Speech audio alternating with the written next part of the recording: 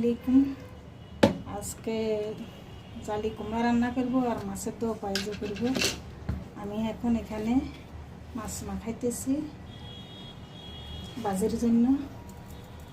লবণ দিলাম, মরিচের গুঁড়া, হলুদের গুঁড়া দিলাম,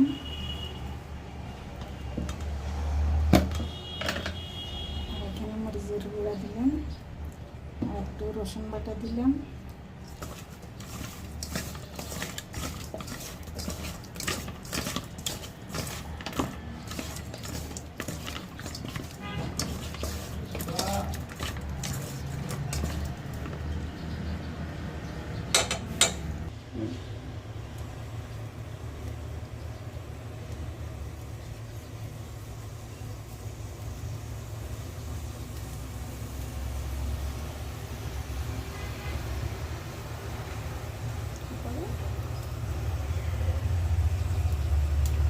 কড়াইতে তেলটা গরম দিলাম,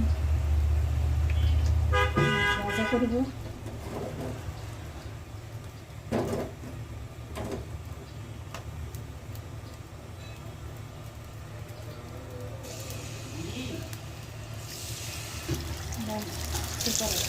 আরেকটু পরে 5 মিনিট ধরে ফিরে আসছি। এখন তুলতে দিব, বেশি বাজবো না, হালকা করে বাজবো।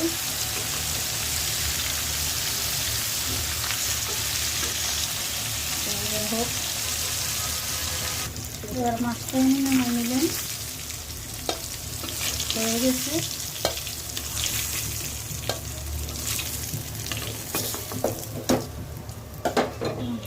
পেঁয়াজ কাটা, কাঁচামরিচ কাটা, টমেটো কাটা নিলাম, পেঁয়াজগুলো দিয়ে দিলাম, কাঁচামরিচ,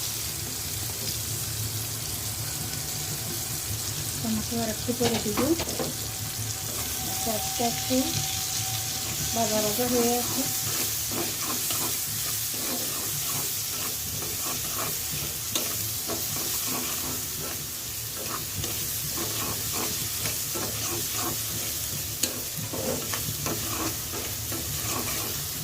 এর ভিতরে সব কিছু দিয়ে দিলে একটু কাঁচা কাঁচা থেকে যায়, কারণ আগে একটু পেঁয়াজটা ভাজা ভাজা করে নিলে তারপরে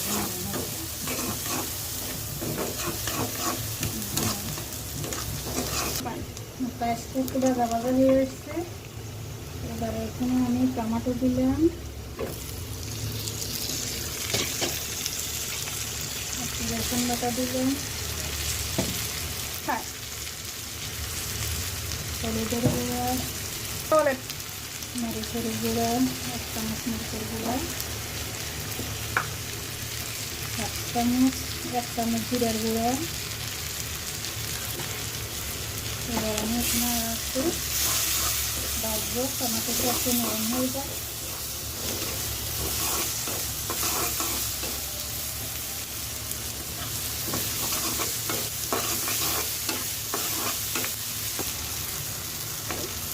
এখানে একটু পরিমাণ মতো লবণ দিলাম,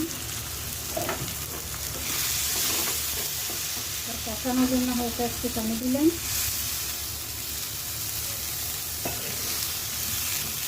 এগুলো কষানো হয়ে আসে,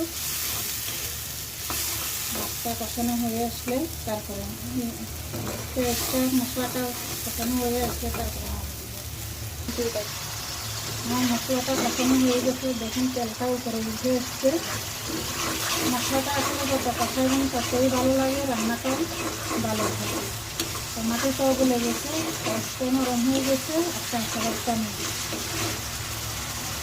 এবার আমি এখানে মাছগুলো দিয়ে দিব।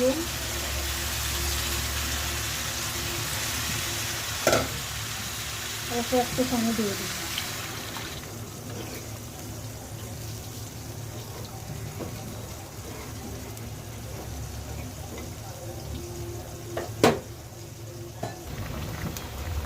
এখন একটু দেখি হয়েছে কি না, জল মনে হয় একটু বেশি লাগতেছে, আর একটু ভালো লাগবে।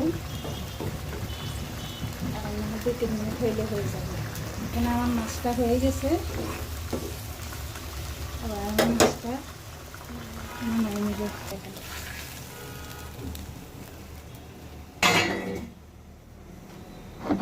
এখানে একটু অল্প একটু জালি কুমড়া নিয়েছি, একটা মাছ দিয়ে রান্না করব, বেশি নাই, অল্পই আছে। এখানে আমি পেঁয়াজ দিয়ে দিলাম, রসুন দিয়ে দিলাম, এখানে টমেটো, কাঁচামরিচ দিয়ে দেব, পরিমাণ মতো লবণ, হাফ চা চামচ হলুদের গুঁড়া, হাফ চা চামচ মরিচের গুঁড়া, একটু তেল দিয়ে হাতে মাখাই নেব।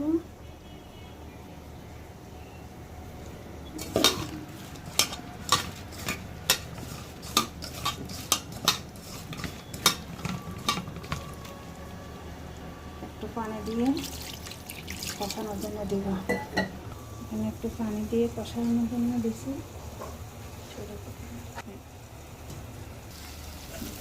এখানে করলা ভাজি, আজকে করলা রেসিপিটা দেখাইনি, করলাটা হয়ে গেছে।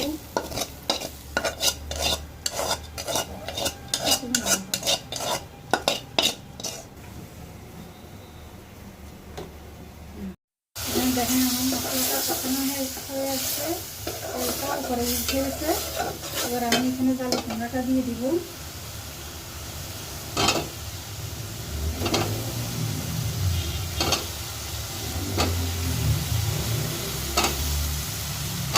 জালি কুমড়াটা দিয়ে আমি একটু নাড়াচাড়া করে একটু আগুন কমে দিচ্ছি। এখন আমি কষানোর জন্য 2 মিনিট একটু ঢাকনা দিয়ে কষাবো। আমার জালি কুমড়াটা কষানো হয়ে গেছে। জালি কুমড়া নরম তো, এই কারণে জল দেওয়া লাগে না, এমনি পানি বাইর হয়ে যায় কষানোতে। এখন আমি একটু জল দিব, বেশি সিদ্ধ হইলে শুকা হয়ে যায় জালি কুমড়া।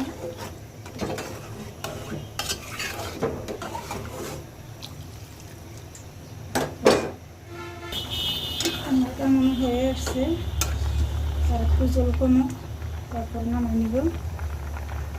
আমার কুমড়াটা হয়ে গেছে। মাছ, করলা ভাজি।